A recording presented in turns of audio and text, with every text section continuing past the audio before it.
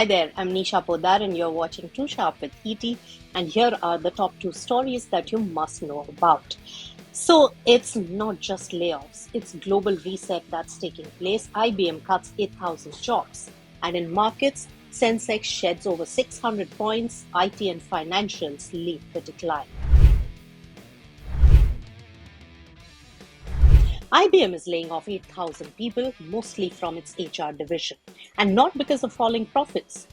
This is about retooling the company for an AI first future. For IBM, artificial intelligence isn't just a tool anymore, it's becoming the operating system of the enterprise. That means that traditional HR tasks such as hiring, performance tracking, and even employee engagement are all being automated or redesigned. Now, the shift is profound, and also remember it's symbolic. When AI can replace parts of the HR department itself, is any role immune? That's the big question that we need to ask now. So, tech giants all across have followed suit. Between April to May, there have been many announcements. Google cuts hundreds of jobs from the Android Pixel as well as Chrome teams. Meta is laying off 3,600 employees it labels as low performers. Amazon plans to slash 14,000 managerial jobs globally by early this year. Even Salesforce is cutting 1,000 plus jobs while also hiring for the AI roles. Across big tech, the mantra is very clear: fewer people, smarter tools, and faster output. AI is not just replacing jobs, it is reshaping the job descriptions. Take, for example, the sector of logistics. UPS says that it will cut 20,000 jobs globally and also shut 73 buildings by June. The reason? Well, a double whammy. Amazon, its biggest customer, is halving its volumes by the year 2026. And the bigger worry, well, the global trade is no longer predictable. CEO of the company calls it a changing trade environment. What that means is that with tariffs rising and supply chain shifting, well, the global logistics is being reorganized and also reconfigured. Take, for example, Volvo Cars, based in Sweden but exporting to the US. It is laying off 3,000 white collar employees, or 15% of its global office staff. Now, the reason is high cost, EV demand slowdown, as well as also, crucially, tariff uncertainty, a big worry. Even high fashion isn't immune. It's getting a chill now because British brand Burberry is cutting 1,700 global jobs as it struggles with declining sales in the Americas, Europe, as well as Asia.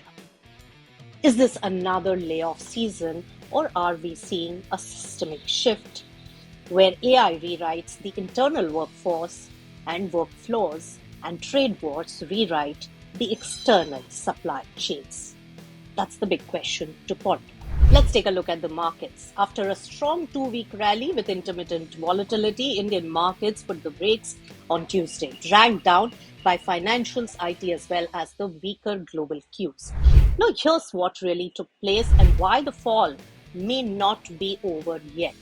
Well, the Sensex fell 625 points, Nifty 50 lost 175 points in trading session, and it was an overall choppy session with the Sensex swinging over 1,000 points as well as Nifty dipping below 24,750 intraday. Key sectoral losers were financial services, IT, auto FMCG, as well as oil and gas.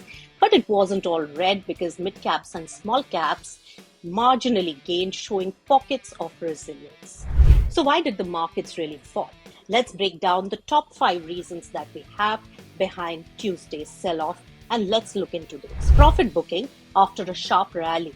That's one of the big reasons because markets, remember, had rallied over 4% in 2 weeks post the Operation Sindoor ceasefire. Now, muted Q4 earnings growth is a big factor weighing on the markets as it's not meeting the hype. Nifty 50 earnings are up less than 6% YOY, which is well below the street expectations. Kotak says that most sectors are delivering just 5 to 10% growth.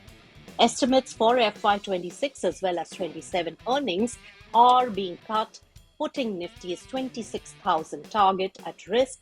Some analysts do suggest that. US Treasury yields are rising again. It's the 10-year yield that has jumped to 4.46%, up from 3.86 in April. This is pulling FIIs away, and that is one important global factor to be looked at as emerging markets like us come under pressure. Weak global cues also were important, as Wall Street as well as Asian markets were shaky today. MSCI Asia ex-Japan, Chinese, Korean indices all fell as Trump's extended EU tariff deadline to July 9 has kept the uncertainty high on trade.